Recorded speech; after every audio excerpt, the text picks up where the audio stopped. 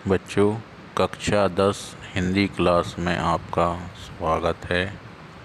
आज हम बिहारी पढ़ चुके हैं।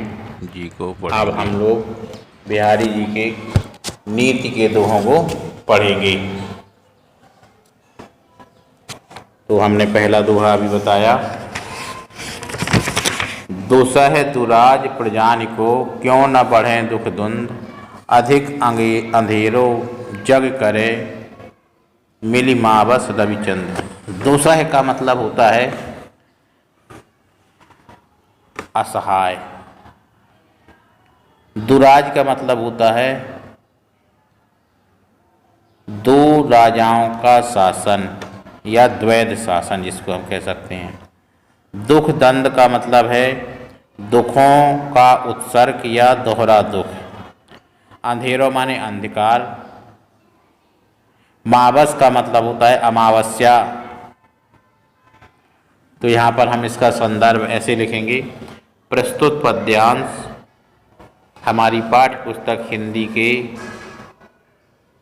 बिहारी लाल जी के नीति के दोहों से लिया गया है।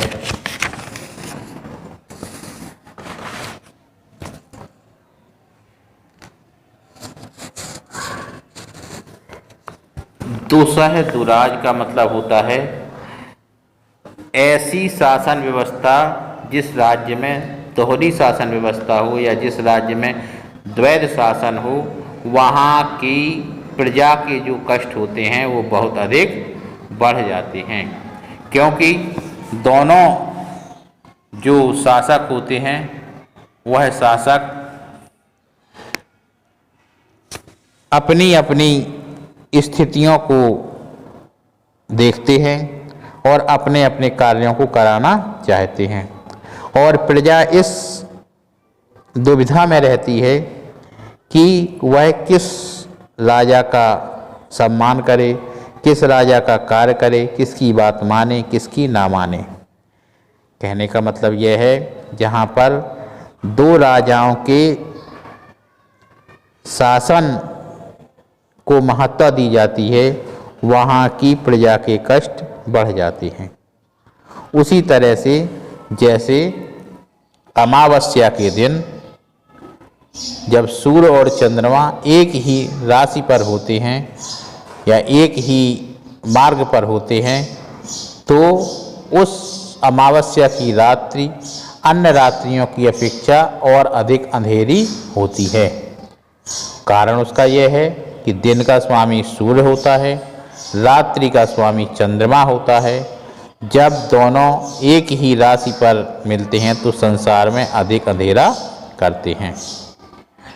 बच्चों, इसका हम काव्य सौंदर्य भी लिखेंगे। काव्य सौंदर्य में लिखेंगे दोहरे शासन में प्रजा को दो राजाओं की आज्ञा माननी पड़ती है तथा दोनों राजाओं की सुख सुविधाओं को ध्यान में रखना पड़ता है। इस कारण प्रजा के कष्ट अधिक बढ़ जाते हैं। यह बिहारी जी का नीति संबंधी दोहा है। इसमें उनका राजनीतिक ज्ञान भी इससे स्पष्ट प्रकट होता है कि किस तरह से एक राजा दूसरे राजा के कार्यों में अवरोध उत्पन्न कर सकता है, प्रजा के कष्टों को बढ़ा सकता है।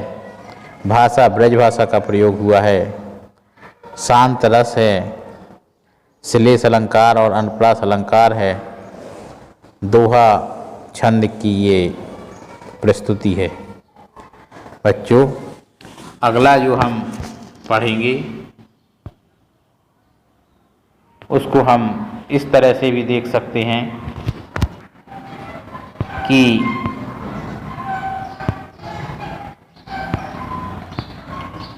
बसो बुराई जासु तन ताही को सम्मान, भली भलो कह छोड़िए खोटे गृह जप दान।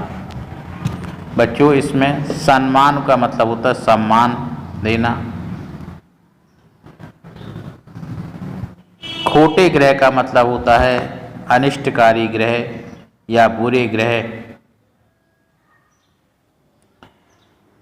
जैसे शनि, राहु, केतु। बिहारी द्वारा रचित इस दोहे में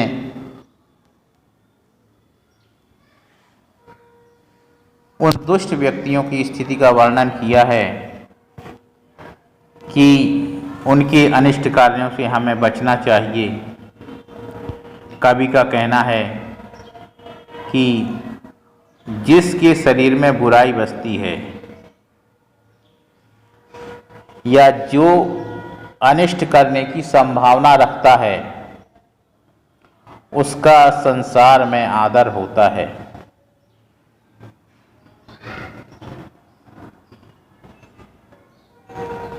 क्यों?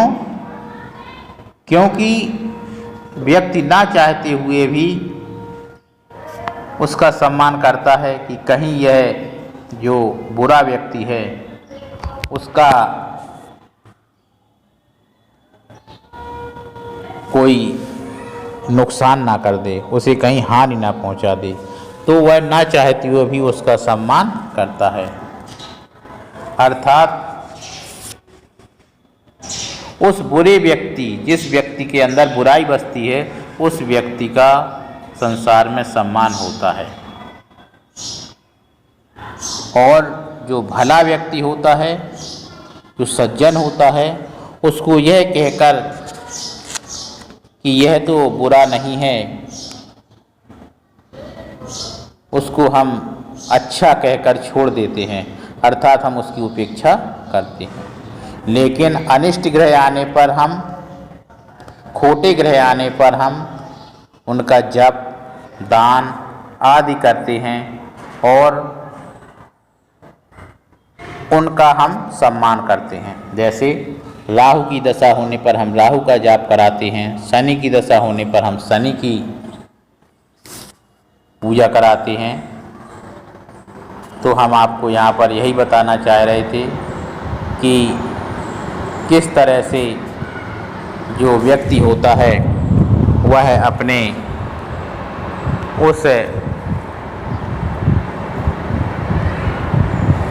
बुरे कर्म में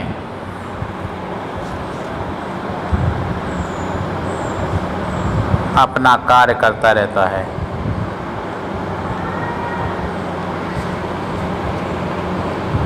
जो सज्जन व्यक्ति होता है वह कभी सम्मान का भूखा नहीं होता, उसे लोग अपने आप सम्मान देते हैं। लेकिन जो बुरा व्यक्ति होता है, जिसके अंदर बुराई बसी होती है, उस व्यक्ति का सम्मान लोग करते हैं। और हम जो भले ग्रह होते हैं, सज्जन मनुष्य होते हैं, हम उनका सम्मान ना भी करें तो भी वह किसी का नुकसान नहीं पहुंचाते। बच्चों, इसमें हम जो काव्य सौंदर्य लिखेंगे उसमें इस बात की चर्चा करेंगे कि इसमें हम लिखेंगे कि कवि ने इस दोहे के माध्यम से संसार की उस वास्तविकता का उद्घाटन किया है जो समाज में स्थितियां घटित होती हैं।